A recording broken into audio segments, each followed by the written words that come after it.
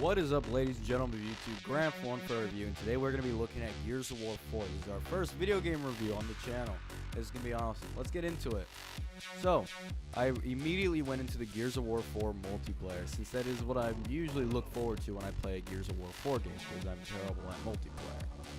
I was really not, well, that surprised that the campaign was really good. Now, admittedly, the first part does start off a little slow, getting started, introduce the characters, and it's a little boring, and you kind of have to push your way through it. But after like Act 1, Part 4, everything starts to get better and interesting. The mystery between if there's new monsters is really cool, and the animations, the graphics, and the voice acting really pull it through. It's not till when they actually get to Marcus Fenix and start to do stuff, which is in Act 2, Part 1, where everything starts getting interesting. The characters are more interesting, the atmosphere is really good, and it's a really good story. The whole story is about how there's this town, the Outsiders is what they're called, and these are the ones who sort of rejected the control of the COG. What I really liked about this game in particular is that they actually showed what the COG did that actually made people hate them, when in the other games they just sort of hated them and you didn't know why.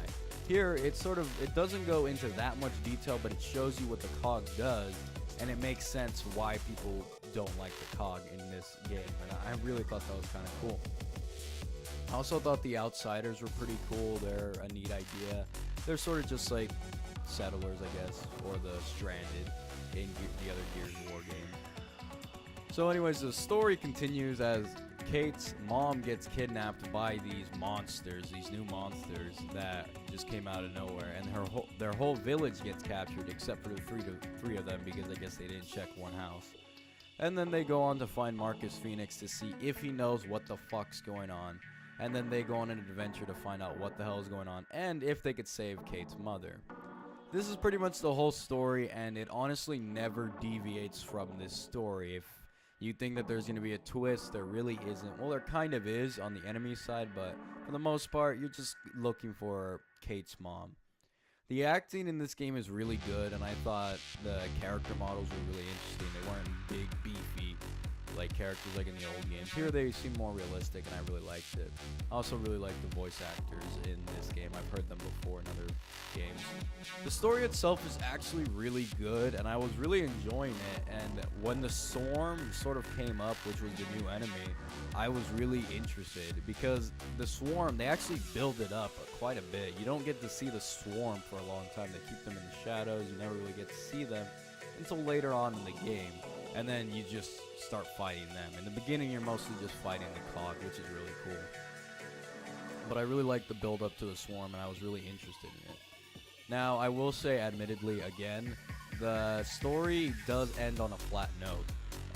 As it's kind of the opposite of Halo 5, which was another exclusive where the campaign wasn't that good, and everything got good at the end, and then it ended and had a really good ending.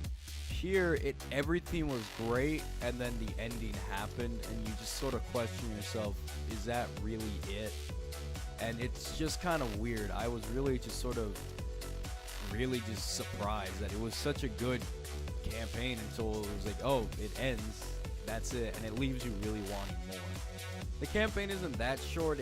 It lasted me at least 7 hours and 25 minutes. I did check the time. And yeah, that's not that short, but I don't know. I feel like it should have been longer than that. But hey, you know, maybe the game will be longer on harder difficulties. I did play on normal. The campaign was really good with graphics and atmosphere. They really pushed the graphics, and there were times in this game where I was just so impressed and wowed by everything. Especially the rain effects were amazing, and the particles, and like the blood that would get on your armor. It was beautiful, and the cutscenes were amazing, just like really great to watch.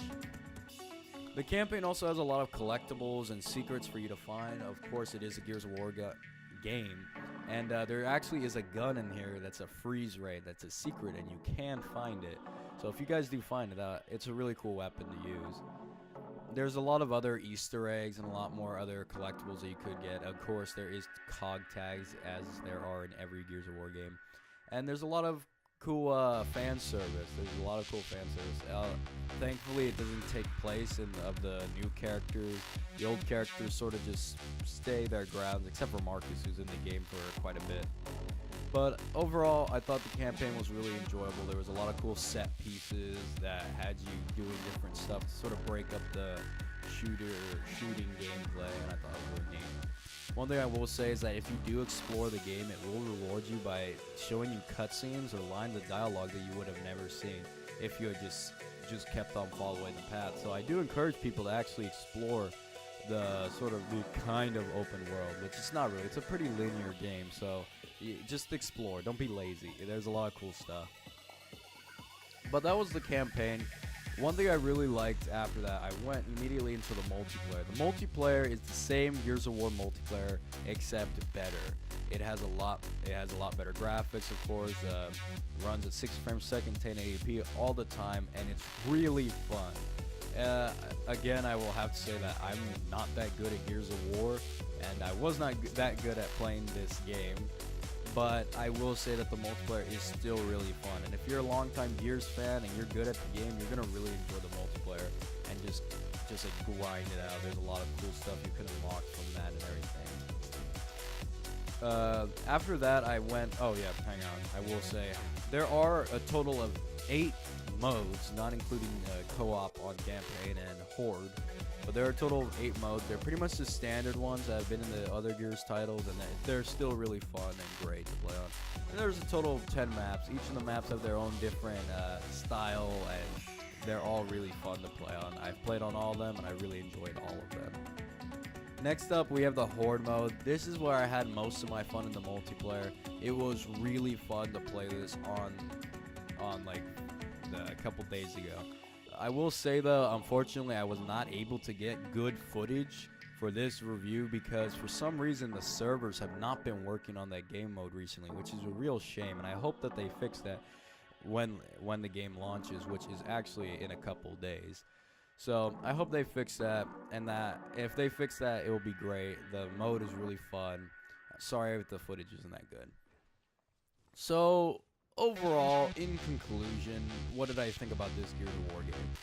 Well, I wasn't too excited, but I was excited to play this game, and overall, the hype that I had for it did pay off in a lot of ways, and then in other ways, not so much. I will say that the campaign is very enjoyable, and the multiplayer is amazing to play. The Horde mode is enjoyable. Everything about the game is really enjoyable. There's tons of unlockables that you can get, skins, characters, and you can get skins on all of your rifles and everything. The only complaint I would say I don't like about Gears of War 4 is that there are these awful microtransactions. And yeah, if you guys know me, I don't like microtransactions, and wish they didn't exist. In fact, I think it would have been more fun if I just sort of unlocked the armor myself, just playing the game. But you know, they have these. There is a way you can do it, I heard, where you could craft with points and use the points to pick specific armors you want. But I wasn't able to get this to work. Again, I don't know if the servers aren't working or something, but at no point was I able to get these points to work for me. That being said, overall, I thought Gears of War 4 was a great game. My final verdict is an 8 out of 10. I think that most people should play this game. If you're a Gears of War fan, you're pretty much set. This is a great game to play.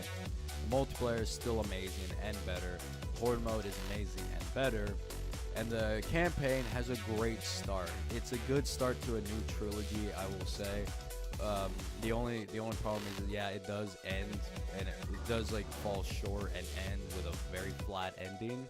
And the way I could describe it is like if your grandma made you like an amazing soup, and the whole time you're just enjoying it and eating it and eating it, and right when you get to the end of it, you realize that there was a hair in it the whole time. It just kind of ruins your mood and turns you off from the soup.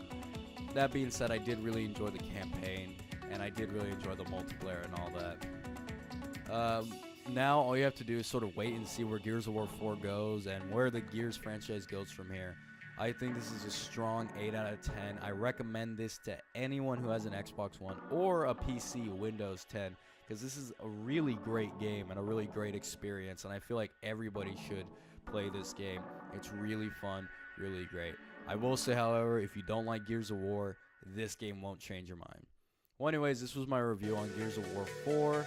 Hope you guys found that enlightening, maybe. Hopefully you guys sort of took something away from this. I'm Grant from One Fair Review. This was another review on the channel, our first game review pretty much. As always, have a nice day.